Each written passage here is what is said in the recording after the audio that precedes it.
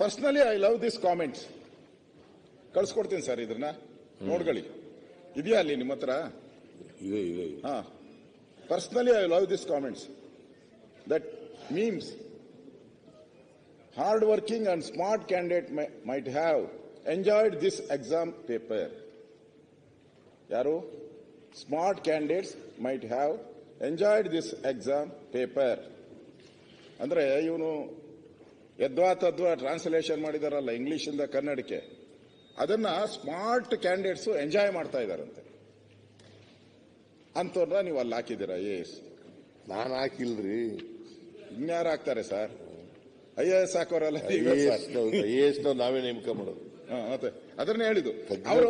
Sir, ಮುಖ್ಯಮಂತ್ರಿ ನಿಮ್ ಕಾಮೆಂಟ್ನು ನಾನು ಓದ್ದೆ. ನೀವು ಎಷ್ಟು ರೆಸ್ಪಾನ್ಸಿಬಿಲಿಟಿ ಆಗಿ ನೀವು ಕಾಮೆಂಟ್ ಮಾಡಿದ್ದಾರೆ. ಮೈ ರೆಸ್ಪಾನ್ಸಿಬಿಲಿಟಿ, ನಾನು ಇನ್ಮೇಲೆ ಈ ತರದ ಆಗಕ್ ಬಿಡಲ್ಲ, ಐ ಅಶ್ಯೂರ್ ಅಂತ ಅನ್ನೋ ಪದನ ಉಪಯೋಗ ಮಾಡಿದ್ದೀನಿ. ಇವನು ಎಂಜಾಯ್ ಅನ್ನೋ ಪದವು ಯೂಸ್ ಮಾಡಿದ್ದಾನೆ. ಅದೇ ಪೇಪರ್ಗೆ ಎಂಜಾಯ್ ಮಾಡ್ತಾ ಇದ್ದೀನಿ ಅಂತ ಹೇಳಿ. ಇದು ಉದ್ದತನ ಅಲ್ವಾ ಸರ್? ಉದ್ದಟತನ. ನೀವು ಕನ್ನಡ ಕಾವಲು ಸಮಿತಿಯವರು. ನನ್ಗೆ ಗೊತ್ತಿಲ್ಲ, ಬೇರೆ ಇಲ್ಲಿ ಅಸೆಂಬ್ಲಿಯಲ್ಲಿ ನೀವು ಹೇಳಕ್ಕಾಗಲ್ಲ, ಆಚೆ ಕಡೆ ಬೇರೆ ಪದ ಉಪಯೋಗ ಮಾಡ್ತೀರಾ ಅಂತ ನಾನು ತಿಳ್ಕೊಂಡಿದ್ದೀನಿ. ನಾನು ನಿಮ್ಗೆ ಈಗ ಕಳಿಸ್ಕೊಡ್ತೀನಿ ಸರ್. ನಾನು ಹೇಳಿದ್ದೀನಿ, ನಾನೇ ಹುಡುಕೊಡ್ತೀನಿ.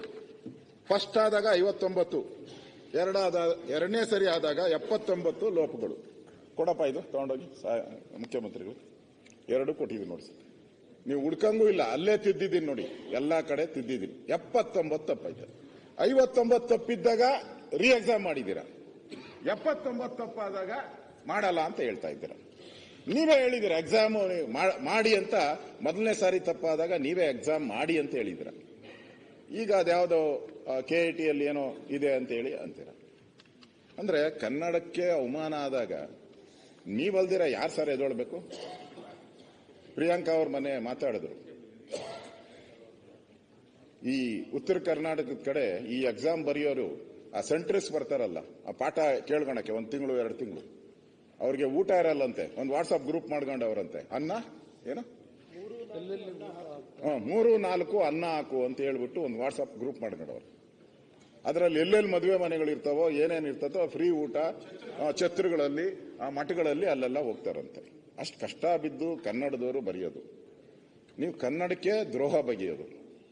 ನಾವೆಲ್ಲ ಕನ್ನಡ ಕನ್ನಡ ಕನ್ನಡ ಕನ್ನಡ ಕನ್ನಡಕ್ಕೋಸ್ಕರ ದುಡ್ಡು ಖರ್ಚು ಮಾಡೋದು. ನಾವು ಯಾವ ಪುರುಷಾರ್ಥಕ್ಕೆ ಕನ್ನಡ ಖರ್ಚು ಮಾಡ್ತೀರಾ? ಇಂಥ KPSC ಅವ್ರು ಇಟ್ಕೊಂಡು ಅವ್ರಿಗೆಲ್ಲ ಸಂಬಳ ಕೊಟ್ಕೊಂಡು. ಒಂದು ಟ್ರಾನ್ಸ್ಲೇಷನ್ ಸರ್, ಸಣ್ಣದು.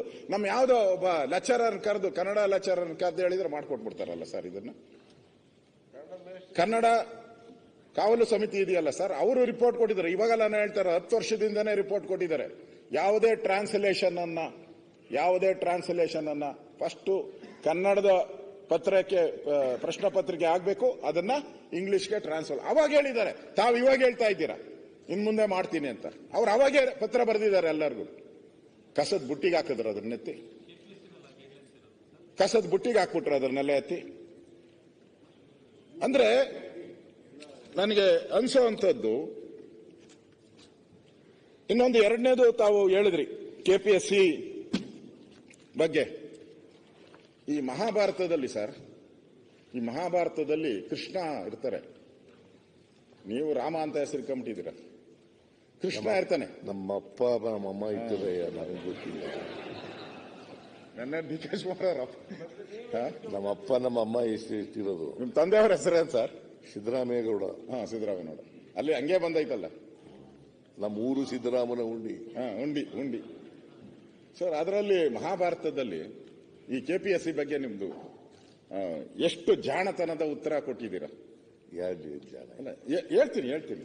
ಜಾಣತನದ ಉತ್ತರ ಅಂದ್ರೆ, ಈ ಮಹಾಭಾರತದಲ್ಲಿ ಕೃಷ್ಣ ಇರ್ತಾನೆ,